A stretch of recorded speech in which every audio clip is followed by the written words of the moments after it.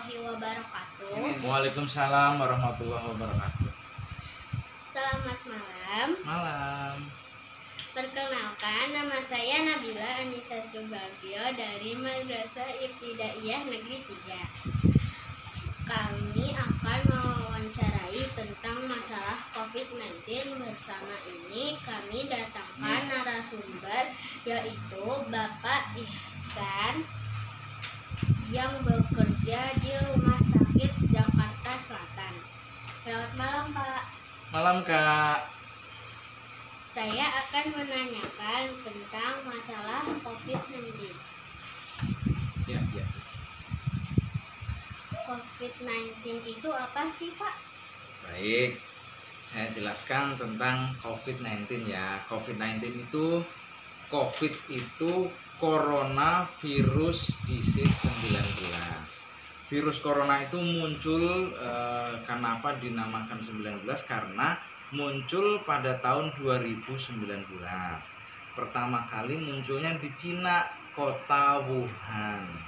Nah, virus ini adalah virus yang sebelumnya udah ada, yaitu virus MERS, virus SARS, virus flu burung, itu sama-sama dari virus corona. Cuman generasi yang sekarang yaitu generasi 2019, makanya disebut COVID-19. Nah, setelah itu corona yang saat ini sangat berbahaya karena penularannya sangat cepat dan sangat mematikan, terutama kalau sudah tertular dan tidak ditangani dengan baik, yaitu terutama kalau anak-anak, terus atau bapak-bapak atau ibu-ibu yang udah lansia, nenek-nenek, kakek-kakek itu kalau sudah tertular susah sembuhnya, karena biasanya orang-orang yang udah tua ditambah dengan penyakit misalkan sakit gula, darah tinggi, itu akan lebih susah sembuhnya. Bagaimana pencegahannya? Nah, pencegahannya seperti yang udah disampaikan pemerintah, yaitu dengan social distancing, yaitu istirahat di rumah, nggak usah pergi-pergi.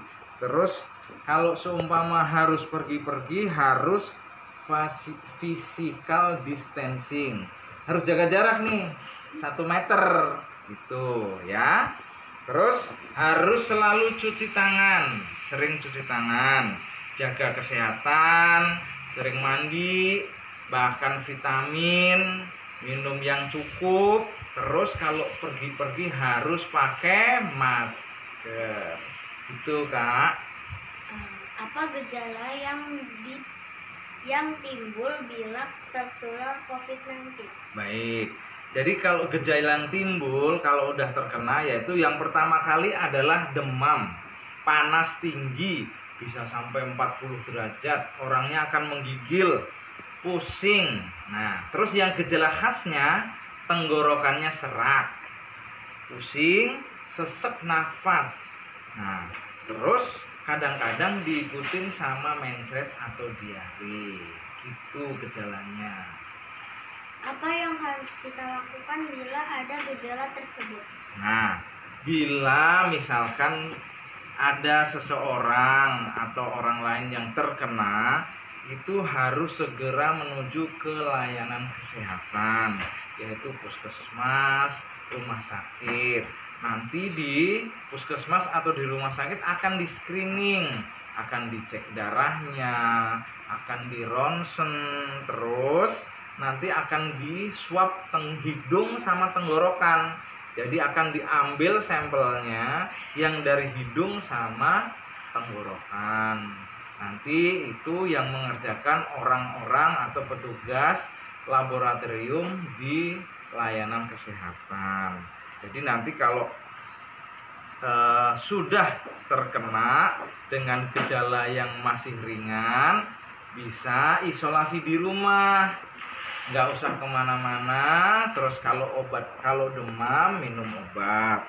Tapi kalau sudah berat harus ke rumah sakit dan nanti dirawat di ruang isolasi.